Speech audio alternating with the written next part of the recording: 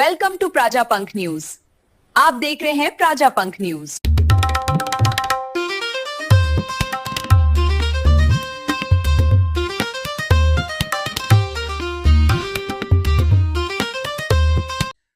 સુરત શહેરના માન્ય police commissioner Shri Anupamsinh Gehlot સાહેબ અને અન્ય સિનિયર ઓફિસરના સૂચના અને માર્ગદર્શન મુજબ ઓપરેશન કારાવાસ અંતર્ગત એટલે જે પેરોલ અને ફરલો રજા ઉપરથી જે જમ્પ થયેલા હોય એ આરોપીઓને પકડી પાડવા માટે સઘન ઝુંબેશ સ્થાનિક પોલીસ સ્ટેશન દ્વારા અને અલગ અલગ બ્રાન્ચો દ્વારા હાથ ધરવામાં આવેલી હતી। તે અનુસંધાને સચિન પોલીસ સ્ટેશનમાં ટોટલ 3 આરોપી હતા કે જેઓ પેરોલના ફરલો રજા ઉપરથી જમ્પ થયેલા હતા અને હાજર થયેલા ન હતા।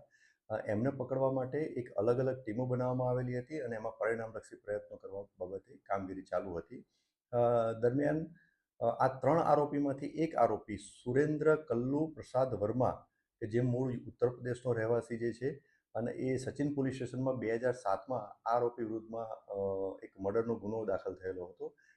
આરોપીએ એની પત્નીનું મર્ડર કરેલું હતું, જે અનુસંધાને જે તે વખતે એને એરેસ્ટ કરી અને નામદાર કોર્ટમાં રજૂ કરવામાં આવેલા હતા। નામદાર કોર્ટ દ્વારા ટ્રાયલના અંતે આ આરોપીને આજીવન કેદની સજા કરવામાં આવેલી હતી અને ત્યારથી એ જ્યુડિશિયલ કસ્ટડી હેઠળ કસ્ટડીમાં લાજપોર જેલ ખાતે હતો। 2016માં આરોપીએ પેરોલ રજા મૂકેલી હતી અને દિન 28ની એની પેરોલ રજા મંજૂર થઈ હતી, એને રજા ઉપર મુક્ત કરવામાં આવેલો હતો। ત્યારથી આ આરોપીઓ ફરીથી હાજર થયેલો ન હતો, એટલે કે 2016થી આ આરોપી હાજર ન થતાં 2016માં સચિન પોલીસ સ્ટેશનમાં ધ પ્રિઝન એક્ટની વિવિધ કલમો હેઠળ એના વિરુદ્ધમાં ગુનો દાખલ કરવામાં આવેલો હતો। ત્યારથી આ આરોપી ફરાર હતો। આ આરોપીને પકડી પાડવા માટે સચિન પોલીસ સ્ટેશનના ડી સ્ટાફના 2 કર્મચારીની ટીમ બનાવી અને એમને જરૂરી સાધન સામગ્રી અને જરૂરી માહિતી આપવામાં આવેલી હતી। તે અનુસંધાને આ ટીમ એના જે મૂળ વતન એટલે યુપી કરવી ખાતે ગયેલા હતા અને એના સગા સંબંધીઓ મિત્ર વર્તુળની પૂછપરછ કરેલી હતી।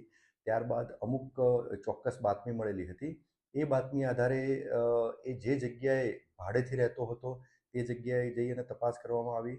ત્યારબાદ એક ઇનપુટ એવું પણ મળેલું હતું કે એક સ્પેસિફિક વિસ્તારમાં એક ઈ રિક્ષા ચલાવે છે, તો ત્યાં પણ જઈ અને આ ટીમે આ બાબતની માહિતી મેળવી અને ખાતરી કરી। ત્યારબાદ એના પછી એક બીજું ઇનપુટ એવું મળ્યું કે આ આરોપીએ એક સેકન્ડ મેરેજ કરેલા છે અને એની પત્ની સાથે હરિયાણા ગુરુગ્રામમાં રહે છે અને દિલ્હી ખાતે નોકરી કરે છે।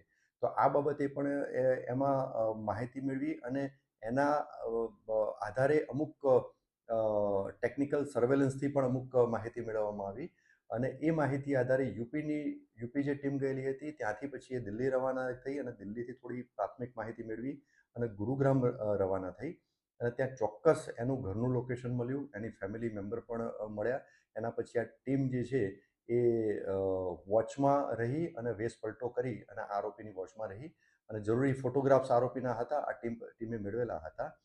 ત્યારબાદ આ આરોપી મળી આવતા આ ટીમે આરોપીને ત્યાં જ ઝડપી અને પ્રાથમિક પૂછપરછ કરી નજીકના પોલીસ સ્ટેશન લઈ ગયેલી હતી અને ત્યાંથી આ ટીમ લઈ અને સચિન પોલીસ સ્ટેશન ગઈકાલના રોજ લાવેલી હતી અને જે પ્રિઝન એક્ટ મુજબનો જે ગુનો દાખલ થયેલો હતો આ ગુનાના કામે એની પૂછપરછ કરી અને ધરપકડ કરવામાં આવેલી હતી।